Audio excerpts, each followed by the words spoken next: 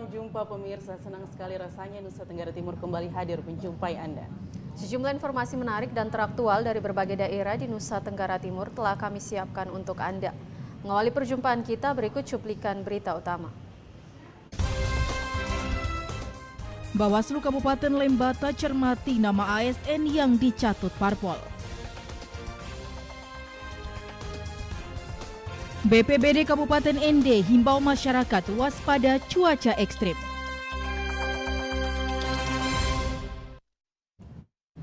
Pemirsa, informasi tadi akan kami rangkai dengan informasi menarik lainnya. Bersama saya Dina Rahman. Dan saya Irene Tumeluk, inilah Nusa Tenggara Timur hari ini selengkapnya untuk Anda.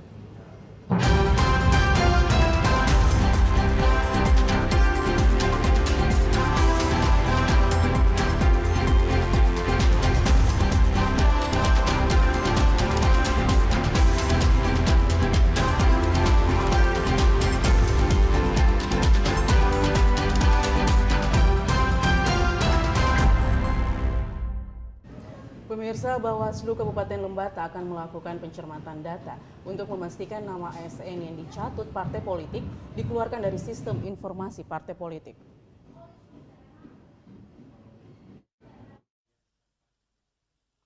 Tidak sedikit aparatur sipil negara atau ASN dan perangkat desa di Kabupaten Lembata yang namanya dicatut partai politik ke dalam sistem informasi partai politik atau SIPOL. Menanggapi hal ini, anggota Bawaslu Kabupaten Lembata Lambertus Balakolin mengatakan, tidak ada saksi yang diberikan kepada partai politik yang bersangkutan. Namun dia menegaskan Bawaslu Kabupaten Lembata akan melakukan pencermatan data di dalam SIPOL untuk memastikan pihak-pihak yang tidak diperbolehkan terlibat di dalam politik praktik seperti ASN, perangkat desa, TNI atau Polri tidak masuk dalam data SIPOL. Dia berharap partai politik dan pihak-pihak terkait yang bermasalah dengan data SIPOL segera melakukan klarifikasi ke Komisi Pemilihan Umum Kabupaten Lembata. Lambertus menjelaskan pihaknya bisa saja melakukan tindakan untuk proses selanjutnya terkait masalah ini di Komisi Pemilihan Umum Kabupaten Lembata. Tugas kita itu untuk memastikan bahwa pihak-pihak yang dilarang oleh undang-undang itu sudah jelas tidak boleh masuk sebagai anggota partai politik. Siapa saja, ada TNI Polri, ada kepala desa, BPD, pemerintahan desa, termasuk ASN. Ketika dalam pencermatan itu, kita temukan bahwa ada nama-nama mereka yang dalam tanda kutip bahasa pengawasan dicatut. Silakan nanti klarifikasi. Nah, itu wajib hukumnya untuk dilakukan klarifikasi.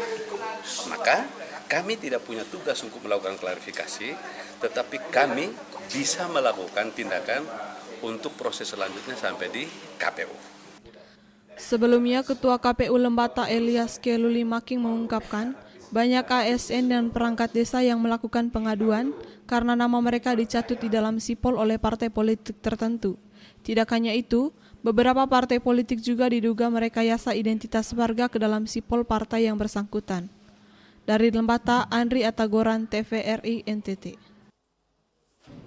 Pemirsa, untuk memastikan kesiapan partai politik di Kabupaten Kupang menjelang verifikasi faktual, KPUD melakukan sosialisasi bagi para pengurus parpol dan stakeholder terkait lainnya.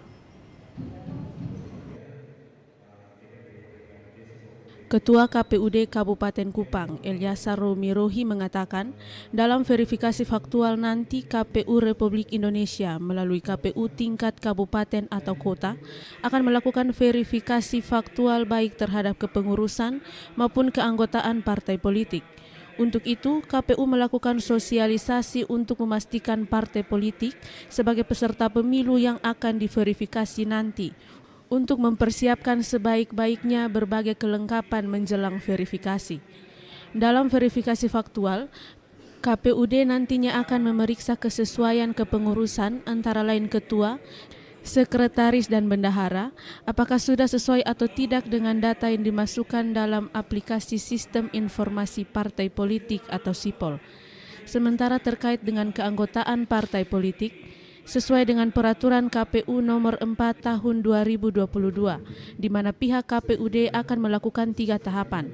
Tahapan pertama akan dilakukan kunjungan langsung kepada sampel anggota partai politik ke alamat masing-masing. Apabila ada anggota partai politik yang menjadi sampel tidak dapat ditemui, maka akan dilakukan verifikasi di sekretariat partai politik pada waktu yang ditentukan oleh KPUD. Namun apabila kedua tahap tersebut tetap tidak dapat dilakukan verifikasi, maka KPUD akan melakukan verifikasi secara daring atau video call. Kegiatan sosialisasi hari ini adalah harapannya adalah agar setiap partai politik yang akan masuk di verifikasi faktual itu betul-betul menyiapkan seluruh dokumen yang dibutuhkan pada saat verifikasi faktual, baik dokumen kepengurusan tingkat kabupatennya maupun dokumen KTA anggota yang akan diverifikasi ke anggota.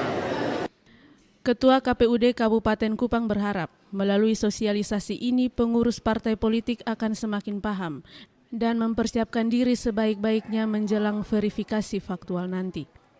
Dari Kabupaten Kupang, Kris Poto, TVRI NTT. Pemirsa, proses perekrutan panitia pengawas pemilihan kecamatan atau Panwaskam Pemilu 2024 tingkat Provinsi NTT masih terus berjalan. Saat ini Bawaslu telah menutup perpanjangan pendaftaran pertanggal 8 Oktober 2022 untuk selanjutnya akan memasuki proses seleksi berikutnya.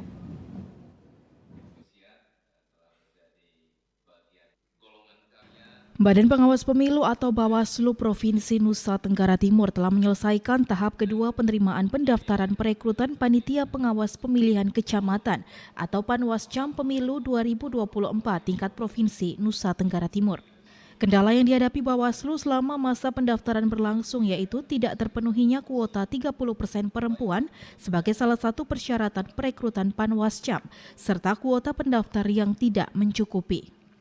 Anggota Bawaslu Magdalena Yohanita Wake mengatakan, setelah melewati tahap perpanjangan pendaftaran untuk Provinsi Nusa Tenggara Timur, secara keseluruhan telah memenuhi kuota pendaftaran yaitu 2 kali dari jumlah Panwaskam tiap kecamatan. Namun di beberapa daerah kuota 30% perempuan belum tercukupi. Untuk itu pihaknya terus berkoordinasi dan mengupayakan agar kapasitas perempuan untuk tiap kecamatan dapat terpenuhi. Kemarin kita sudah selesaikan masa tahap kedua penerimaan pendaftaran oleh karena ada 2 alasan. Yang pertama, kuota 30% perempuan tidak mencukupi dan juga kuota pendaftar tidak mencukupi. Tapi untuk NTT secara keseluruhan seluruh kabupaten kota itu untuk jumlah pendaftarnya memenuhi kuota 2 kali dari Panwaskam di tiap kecamatan yang dibutuhkan. Hanya saja untuk kuota perempuan minimal 30% itu tidak semua terpenuhi. Kita sudah buka tahap perpanjangan yang kedua dan sudah ditutup per tanggal 8 Oktober kemarin. Kita akan kemudian menetapkan nama-nama yang lolos seleksi administrasi dan akan berproses pada tahapan berikutnya ujian tertulis melalui aplikasi CAT.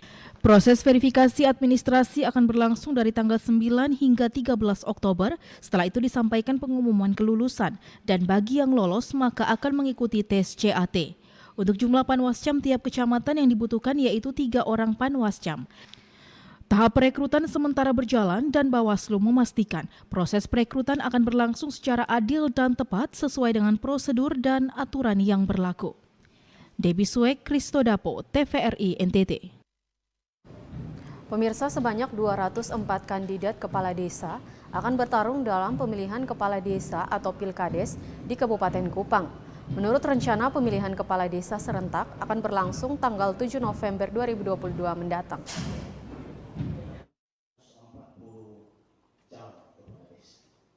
Kepala Dinas Pemberdayaan Masyarakat dan Desa PMD Kabupaten Kupang Charles Pani dalam rapat evaluasi tahapan pelaksanaan Pilkades serentak Kabupaten Kupang tahun 2022 menjelaskan panitia telah melaksanakan proses penjaringan bakal calon kepala desa dan penetapan daftar pemilih tetap DPT.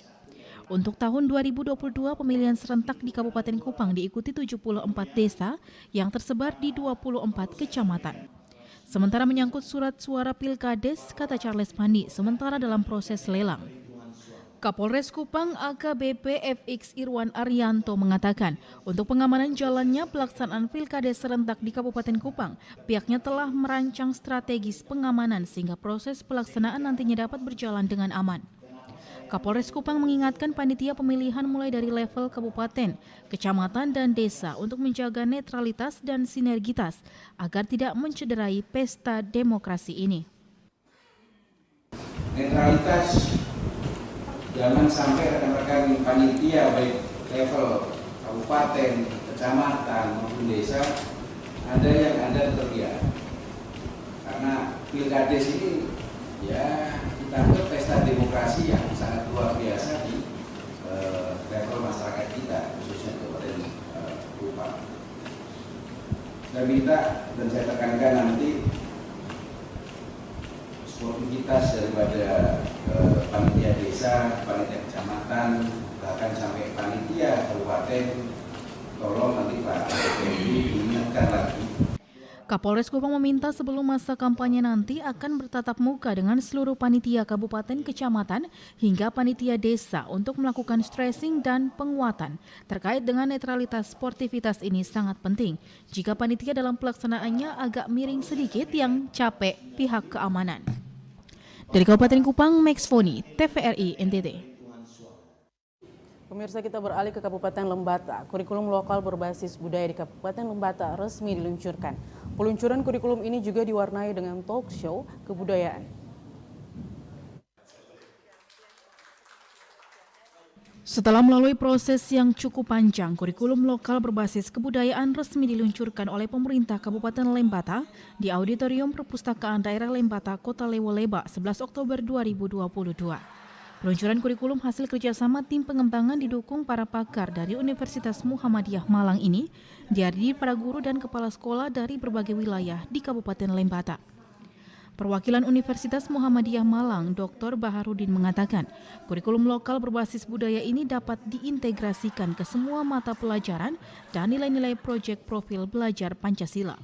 Karena itu setiap kepala sekolah dan para guru harus bisa menyusun rencana pembelajaran tersendiri sesuai konteks budaya pada masing-masing sekolah. Terintegrasi ke nilai-nilai proyek profil belajar Pancasila. Kalau misalnya bahasa seni budaya itu dikaitkan dengan Bhinneka Tunggal Ika, tinggal di bawah.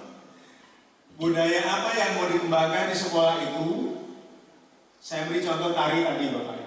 Dalam satu paket dimensi, 1 tahun cukup 1 tari untuk anak-anak. Dalam seminggu ajarkan 1 kali, berarti kalau setahun pasti bukan hanya tari yang mereka hafal, tapi bagaimana mengeluarkan nilai-nilai tari itu. Genangan air hujan masuk ke dalam ruangan keberangkatan. Sementara itu, Kepala Dinas Pendidikan Kabupaten Lembata, Ansel Olabahi mengatakan, kurikulum muatan lokal berbasis budaya ini memungkinkan setiap guru yang berasal dari luar harus tinggal di tempat tugas mengajar. Sebelum mengimplementasikan kurikulum ini, para guru harus terlebih dahulu menguasai budaya masyarakat setempat. Tantangan buat Bapak Ibu guruku, kalau Anda tidak tinggal di sekolah itu, maka Anda akan kesulitan. Maka wajib tinggal di situ seperti kita punya Bapak Ibu guru-guru.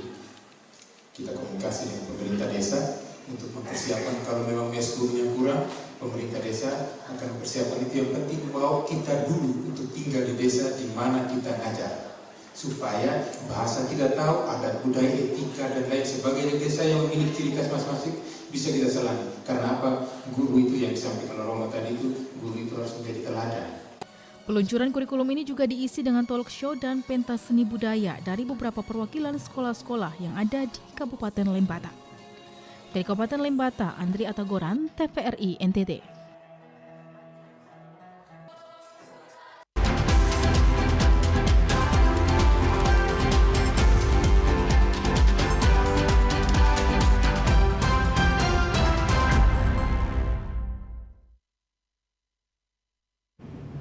Ya pemirsa, di Bandara Udara Komodo Labuan Bajo, genangan air hujan masuk ke dalam ruangan keberangkatan. Sementara itu plafon pada ruangan kedatangan ambruk. Beruntung tidak ada korban jiwa dalam kejadian ini.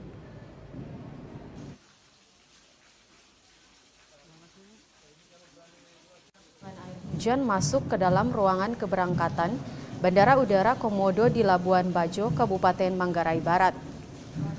Dalam video yang direkam ini, terlihat rembesan air hujan yang masuk melalui bagian atas atap ruangan kedatangan. Air pun menggenangi hingga ke dalam ruangan bandara. Bukan hanya itu saja, plafon di ruangan kedatangan pun ambruk. Terlihat dalam video material plafon berserakan di mana-mana. Beruntung dalam kejadian ambruknya plafon ini tidak mengenai pengunjung bandara dan tidak ada korban jiwa. Kejadian ini sontak mengejutkan para penumpang karena pasalnya Bandara Udara Komodo Labuan Bajo baru saja direnovasi dan diresmikan Presiden Joko Widodo pada bulan Juli lalu. Sementara itu, Kepala Bandara Udara Komodo menyampaikan kejadian ini dikarenakan curah hujan yang tinggi dan pihaknya tengah melakukan investigasi atas kejadian tersebut. Dari Manggarai Barat, Alexander Hato, TVRI NTT. Sejumlah pemuda tergabung dalam Aliansi Pemuda Peduli Rakyat Lembata menggelar aksi unjuk rasa menuntut pemerintah mengatasi masalah kelangkaan BBM di Lembata. Aksi unjuk rasa sekelompok orang yang tergabung dalam Aliansi Pemuda Peduli Rakyat Lembata atau Ampera ini digelar pada 11 Oktober 2022. Mereka menuntut pemerintah Kabupaten Lembata segera mengatasi masalah kelangkaan BBM yang kian meresahkan warga Lembata. Aksi unjuk rasa ini mereka gelar mulai dari Simpang 3 Wangatoa hingga berakhir di kantor Bupati Lembata, Kota Lewoleba. Disaksikan warga Kota Lewoleba, para pengunjuk rasa juga menuntut pejabat Bupati Lembata Marsianus Jawa segera mengungkap mafia BBM seperti yang dia katakan di beberapa media massa. Persoalan kelangkaan BBM yang tidak kunjung usai dari tahun ke tahun ini, menurut mereka menjadi indikator pemerintah Kabupaten Lembata gagal dalam mengurus masyarakatnya. Harga BBM bersubsidi jenis Pertalite yang mencapai Rp30.000 di tingkat pengecer ini sudah tidak bisa dibiarkan. Kelangkaan dan tingginya harga BBM bagi para pengunjuk rasa menjadi kado pahit di hari ulang tahun ke-23 otonomi daerah Kabupaten Lembata. Bahan bakar minyak yang sudah kita perjuangkan sejak lama, yang sudah kita bicarakan sejak lama, yang sudah kita dorong sejak lama. Hari ini masih seperti yang dulu, masih seperti pertama yang kita dorong, malah lebih rusak lagi. Kita menyalahkan idealnya dari Pemda Lembata. Apa sih kita Pemda Lembata? Tugas kalian Pemda Kabupaten Lembata, tugas kalian DPR, tugas kalian para investor yang menangani bahan bakar minyak ini. Bagaimana kepuasan publik masyarakat Kabupaten Lembata? Penjabat Bupati Lembata Marsianus Jawa yang menemui para pengunjuk rasa mengatakan pemerintah telah menempuh beberapa langkah untuk mengatasi persoalan kelangkaan BBM ini. Beberapa di antaranya adalah membentuk Satgas Penanganan Kelangkaan BBM, juga menemui pihak Pertamina, transportir dan penyalur BBM di Kabupaten Lembata. Marsianus menegaskan pemerintah akan terus berupaya mencari jalan keluar untuk mengatasi masalah kelangkaan BBM ini. Sudah rapat berulang-ulang dengan pimpinan DPR. Tidak kami diam sejak saya hadir di Lewoleba ini. Tidak pernah kami diam. Saya sangat terganggu ketika lihat antir ini. Dari pemerintah daerah tidak pernah diam dengan persoalan ini. Kita akan tetap bekerja, berusaha seperti tuntutan ADAR. Kita kepingin ini bersih. Ya mudah-mudahan dengan informasi dari Mbak Mary itu yang terakhir, kita ketemu lagi, perbaiki Jober. Ya saya terus terang, saya lagi dorong betul Bapak Uskup untuk segera bereskan pompa bensin yang baru dibangun. Dari Kabupaten Lembata, Andri Atagoran, TVRI NTT. Pemirsa, dampak dari kenaikan harga bahan bakar minyak membuat para pedagang sayur menaikkan harga. Para pedagang mengaku mereka terpaksa menaikkan harga jual agar bisa mendapat keuntungan yang dipergunakan sebagai modal usaha dan sisanya untuk memenuhi kebutuhan hidup setiap hari.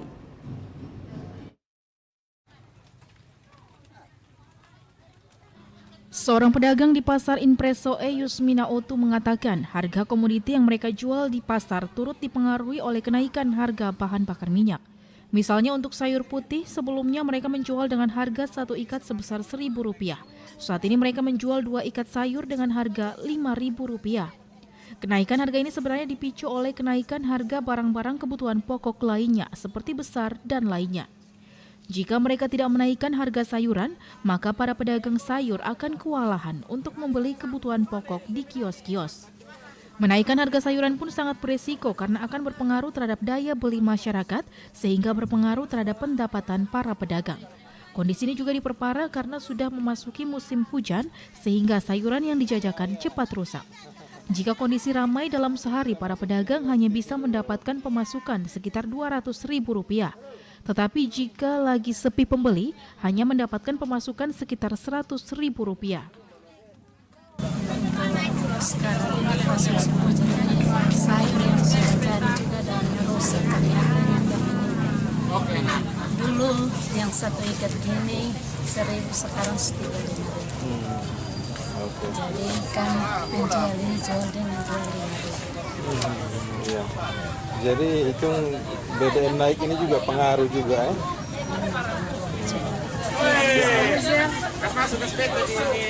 Sayur sistem mati. Kami biasa kalau musim panas sayur ini aja begini full. Tapi sekarang musim hujan sedikit saja yang kami peroleh setiap hari. Tidak seperti musim panas. Sementara itu, seorang sopir angkutan pedesaan Edward Nope mengatakan dirinya cukup prihatin dengan kondisi naiknya BBM ini. Situasi ini akan berpengaruh terhadap biaya transportasi yang ditanggung para pedagang. Dirinya berharap harga BBM bisa dinormalkan kembali sehingga bisa meringankan beban para pedagang. Jangan terlalu kasihan kita ekonomi yang lemah ini. Usahakan lebih susah. Iya. Berarti kita berharap BBM-nya itu bisa diturunkan sedikit. Diturunkan sedikit. Kasihan orang tua yang kalau makan sampai dia harga oto mau naik. Sampai sini dong tidak laku. Kasihan. Kita juga yang bawa dong. Kalau dong mengeluh, kita mau pengen dong karena hanya dong kasih berapa kita ikut. Dari Kabupaten Timur Tengah Selatan, Ambuga Lamawuran, TVRI NTT. Sementara itu, pemirsa, dari Kabupaten Belu, harga sejumlah kebutuhan pokok di pasaran kenaikan, di antaranya harga ayam pedaging lokal. Kenaikan harga daging ayam ini disebabkan karena keterbatasan stok ayam.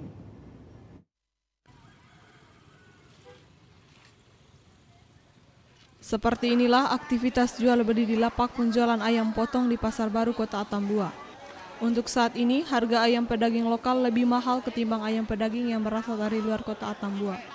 Hal ini disebabkan karena keterbatasan stok ayam pedaging yang saat ini kosong di sejumlah distributor maupun peternak ayam pedaging di Kota Atambua. Untuk harga ayam pedaging lokal yang sebelumnya dijual dengan harga Rp70.000 per kilogram, naik menjadi Rp75.000. Sedangkan untuk ukuran 1,5 kg naik dari Rp75 menjadi Rp80.000. Sedangkan untuk harga ayam pedaging yang berasal dari luar Kota Atambua lebih murah dibandingkan harga ayam pedaging lokal.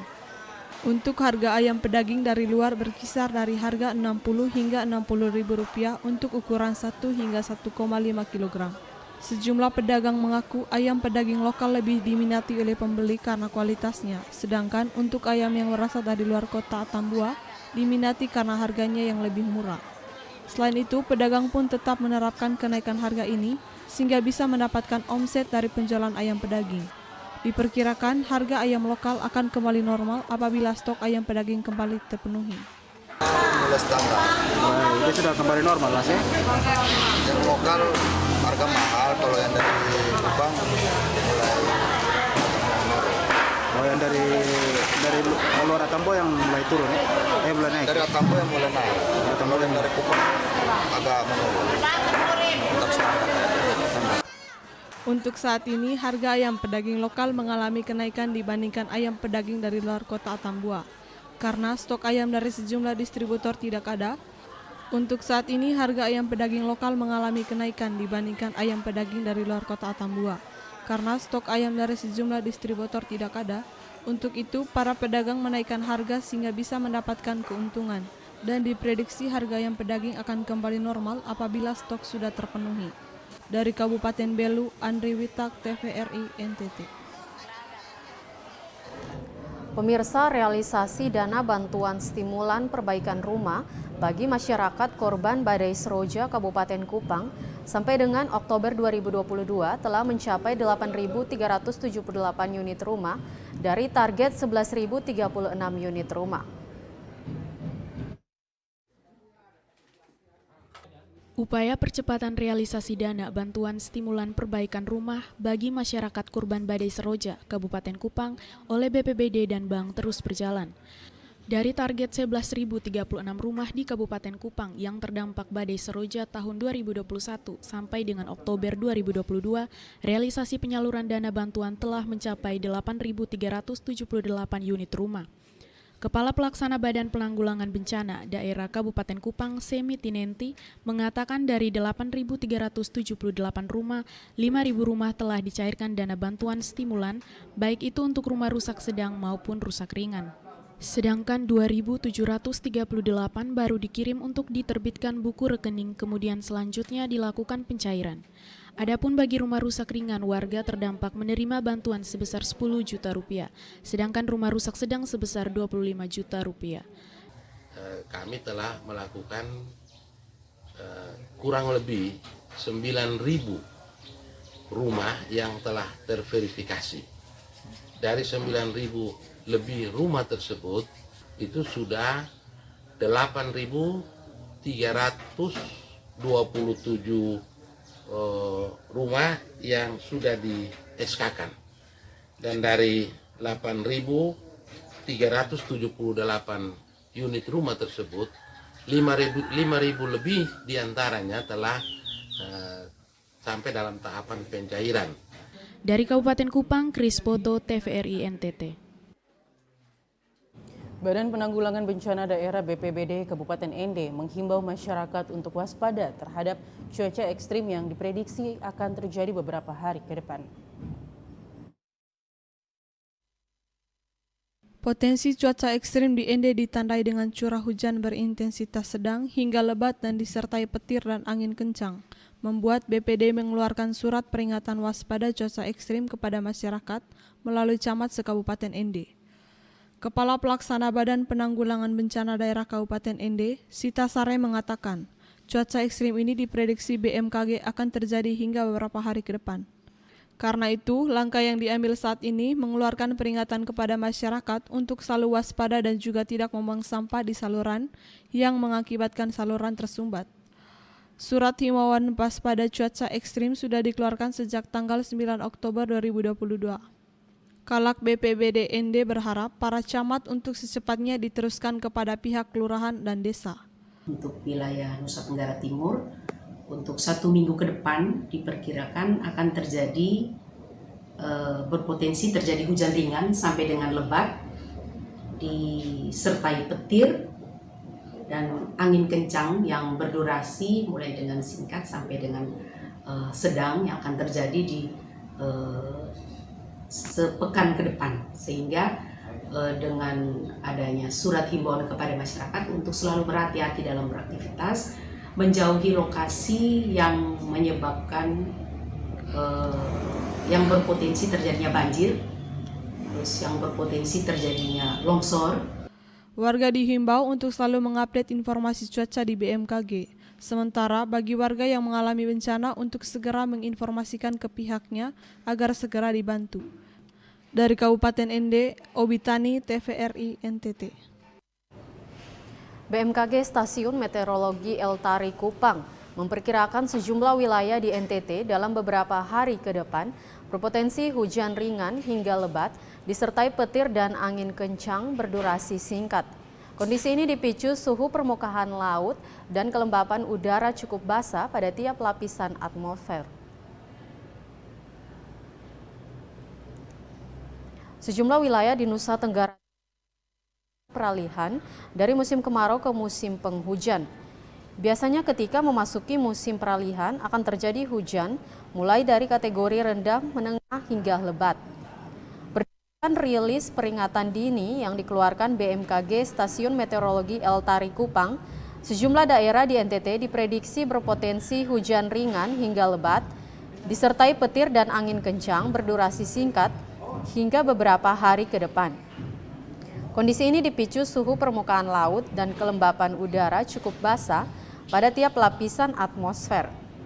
Wilayah-wilayah di Nusa Tenggara Timur yang diprediksi terjadi hujan ringan hingga lebat yang disertai petir dan angin kencang berdurasi singkat adalah untuk Pulau Flores meliputi Kabupaten Manggarai Barat, Manggarai Timur, Ngada, Nagekeo, Ende, Flores Timur, Lembata, dan Kabupaten Alor. Sementara di Pulau Timor terjadi di Kabupaten Timor Tengah Utara, Timor Tengah Selatan, Malaka, Kabupaten Kupang, dan Kota Kupang. Hujan ringan hingga lebat disertai petir dan angin kencang berdurasi singkat ini juga menyebar di Kabupaten Sumba Timur, Sumba Barat, Sumba Tengah, dan Sumba Barat Daya. Warga Nusa Tenggara Timur dihimbau untuk selalu mengupdate informasi cuaca terkini dari BMKG Eltari yang layanannya dibuka 1 kali 24 jam. Tim Liputan TVRI NTT.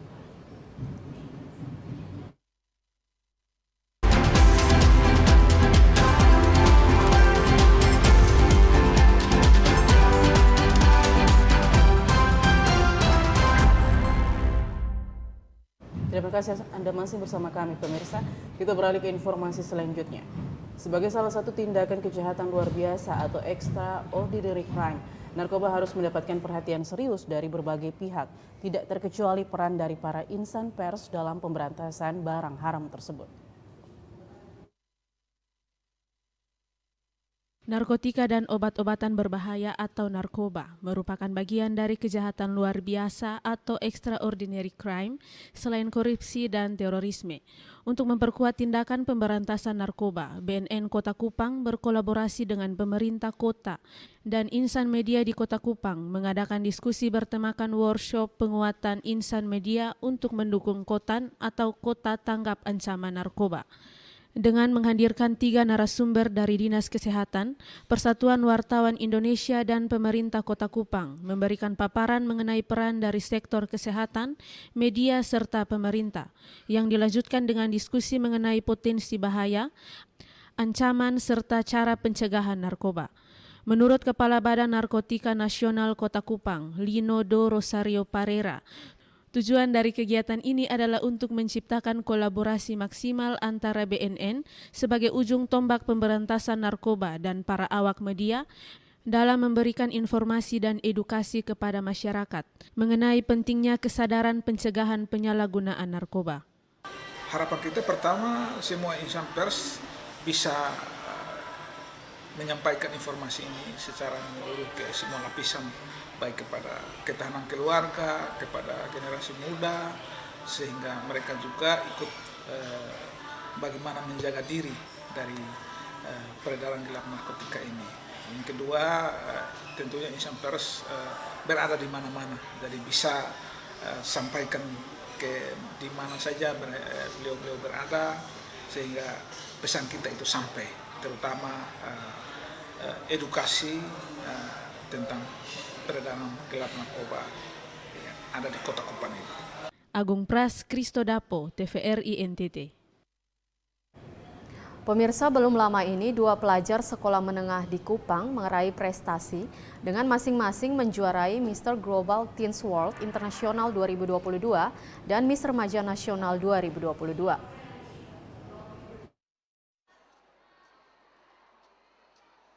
Dua pelajar sekolah menengah di Kupang baru-baru ini meraih prestasi membanggakan dengan menjuarai kompetisi internasional di Bali dan kompetisi nasional di Jakarta. Michael Ratunite, pelajar asal SMA Giovanni Kupang ini, dinobatkan sebagai juara pertama Mr. Global Teens World 2022. Kegiatan yang diikuti 5 negara ini berlangsung selama 1 minggu di Pulau Dewata, Bali. Michael mengatakan bahwa selama persiapan, dia terus berusaha dan berproses karena ajang internasional ini adalah salah satu impiannya. Salah satu hal simpel yang saya gunakan yaitu menggunakan pakaian tenun. Dengan begitu mereka bisa melihat bahwa kita memiliki keberagaman tenun, motif-motif yang ada, dan juga memiliki motif yang indah sekali. Dengan begitu kita bisa gampang untuk mempromosikan salah satu budaya yang Indonesia miliki, ya, terlebih di Nusa Tenggara Timur.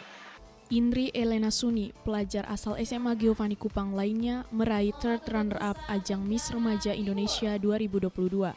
Kegiatan ini digelar di Jakarta yang diikuti 30 provinsi se-Indonesia. Indri menyampaikan ajang ini merupakan kesempatan untuk memperkenalkan budaya dan mempromosikan pariwisata Nusa Tenggara Timur ke seluruh Indonesia.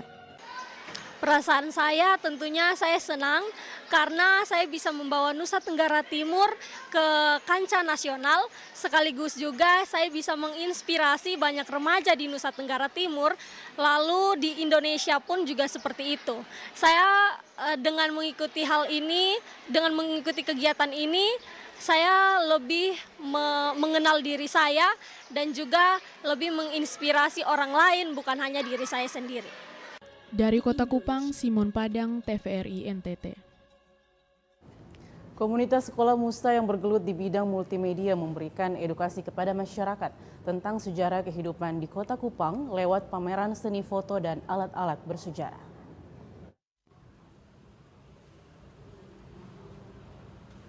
Kegiatan pameran seni ini dilakukan di salah satu gedung tua di Kampung Solor, Kecamatan Kota Lama, Kota Kupang, yang berlangsung dari tanggal 8 sampai 22 Oktober 2022.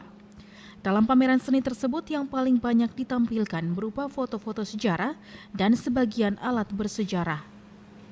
Barli Hanopa, Ketua Tim Pengarsipan menjelaskan, tujuan dari kegiatan pameran seni sejarah ini adalah bagaimana menunjukkan kepada publik, khususnya anak-anak muda Kota Kupang, tentang sejarah pembangunan di Kota Kupang.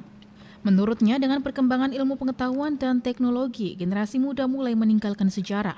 Oleh karena itu, dia berharap dengan adanya pameran ini, cerita tentang Kota Kupang di masa lampau bisa diingat selalu. Kenapa bisa ada pameran seni merekam kota sendiri adalah berangkat dari keresahan kami dari anak-anak muda yang memiliki keterbatasan untuk mengakses informasi tentang sejarah Kota Kupang sendiri. Begitu. Jadi anak-anak muda bisa bukan hanya mengetahui sejarah politik Indonesia yang besar seperti kapan Soekarno mati, kapan Soeharto turun dari presiden, tapi kita mengetahui sejarah-sejarah sosial yang di Kupang yang kiranya itu sejarah itu yang membangun Kota Kupang sendiri hingga menjadi besar sampai sekarang. Yani, salah satu pengunjung pameran seni sejarah, mengatakan kegiatan ini sangat positif karena dapat mengedukasi generasi muda terkait sejarah Kota Kupang dan perkembangan Kota Kupang dari masa ke masa. Ini bagus sekali ya karena menggugah anak muda buat tahu sejarah Kota Kupang seperti apa, terus tidak melupakan sejarah yang membangun Kota Kupang sampai saat ini. Yang Ibu saksikan di sini apa saja? Kalau tadi saya baru masuk ke sini ada beberapa pabrik, terus sejarah-sejarah orang Tiongkok. Harapannya ya semakin bisa menyadarkan anak-anak muda biar paham sejarah, tidak melupakan sejarah. Terus karena kan kita ditimpa pandemi juga, jadi kayak pembelajaran tentang sejarah tuh kayak sepertinya masih kurang. Jadi untuk di Kupang sendiri saya rasa ini sudah sangat bagus. Pameran seni sejarah yang digelar komunitas sekolah Musa Multimedia tentunya sangat bermanfaat dan mengedukasi serta membuka wawasan masyarakat dan kaum muda Kota Kupang tentang sejarah Kota Kupang. Dari Kota Kupang, Nyongki Malelak, TVRI NTT. Sementara itu, pemirsa, pagelaran kesenian daerah tahap 4 tahun 2022 kembali dilaksanakan UPTD Taman Budaya Provinsi NTT. Ajang kesenian daerah ini dinilai mampu meningkatkan kesenian yang dimiliki Provinsi NTT.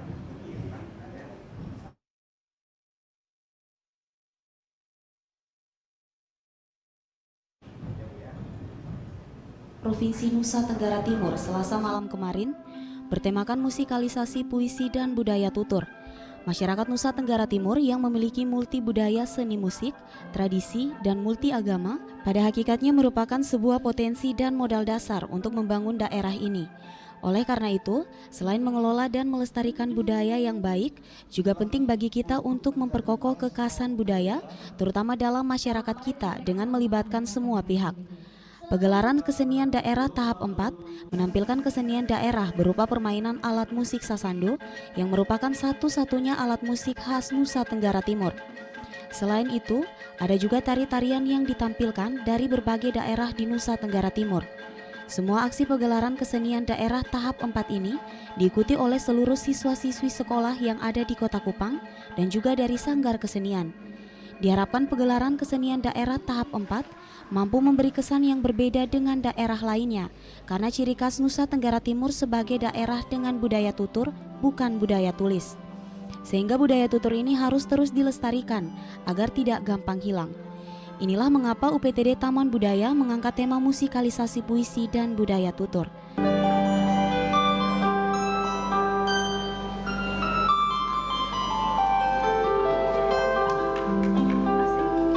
Dari Kota Kupang, Foniniti Daniel Nama, TVRI NTT.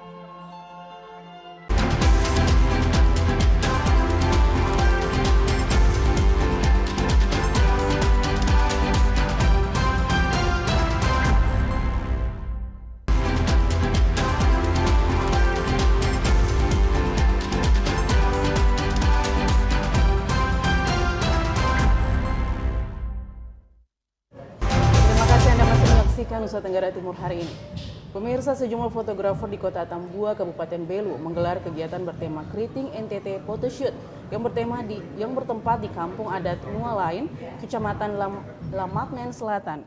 Kegiatan ini diharapkan mampu mengangkat identitas perempuan NTT yang berambut keriting serta memperkenalkan potensi alam dan budaya khususnya yang ada di Kabupaten Belu.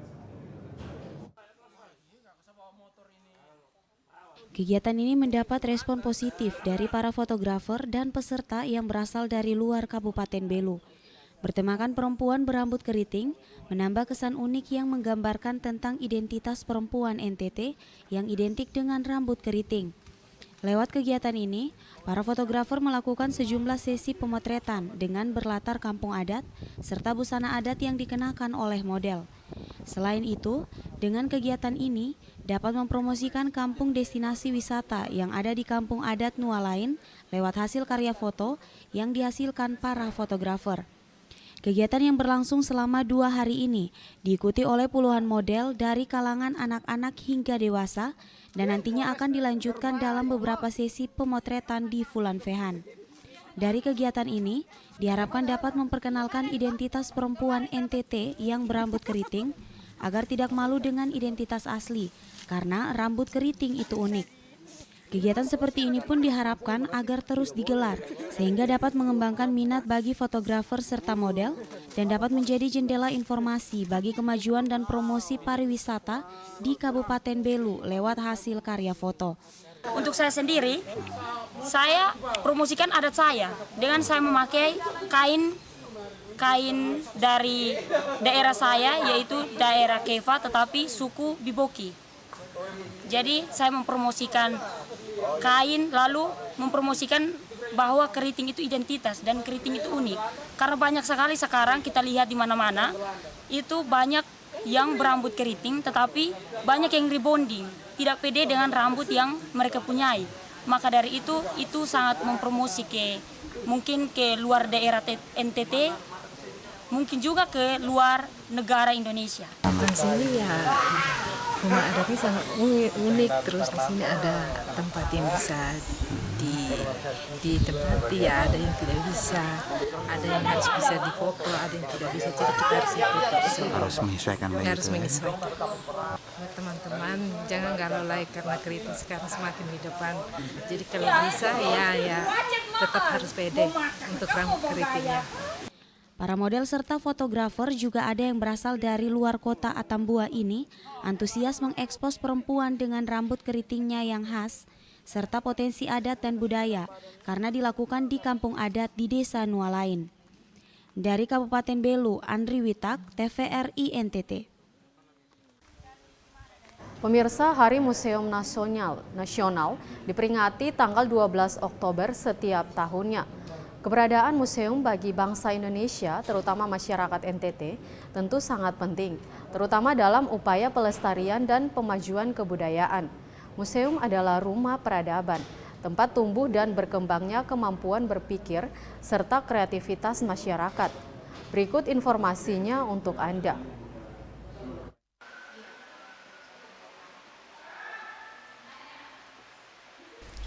Sejarah merupakan bukti dari sebuah perjalanan panjang, suatu peristiwa yang berkaitan dengan kehidupan manusia saat ini. Untuk mengabadikan bukti sejarah sehingga dapat dikenang dan diketahui, serta dipelajari oleh manusia dari generasi ke generasi, dibentuklah museum untuk menyimpan semua bukti dari perjalanan panjang sejarah kehidupan manusia itu.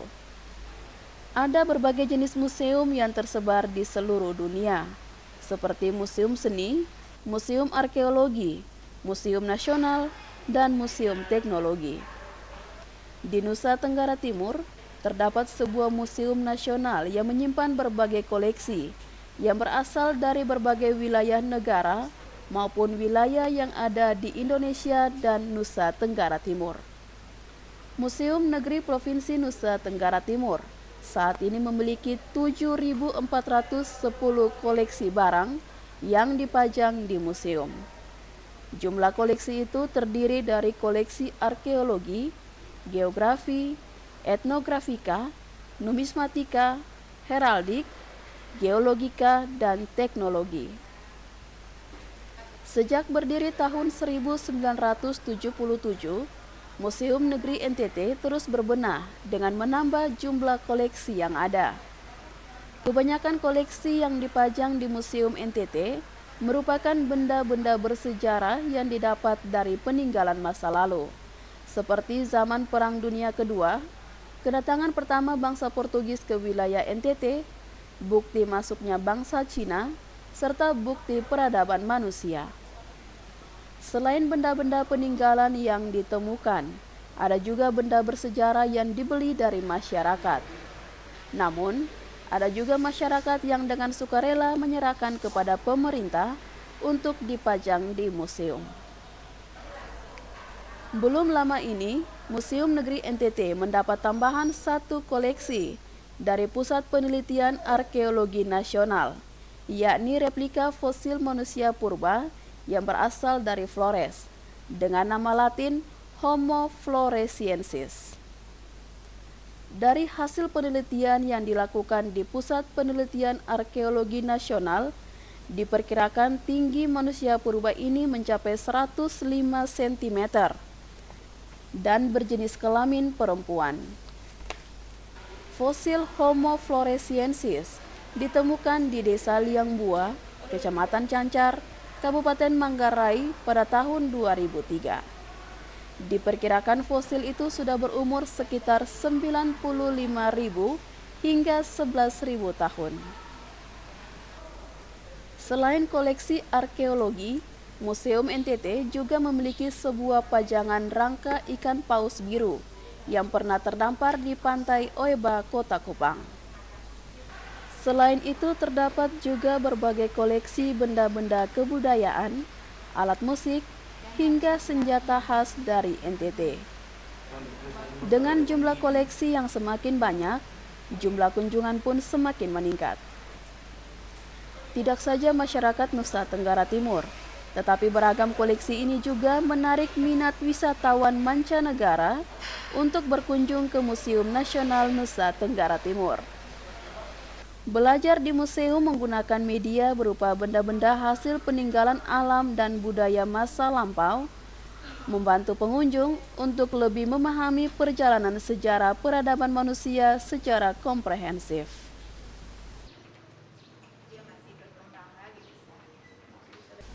Tim Liputan TVRI NTT.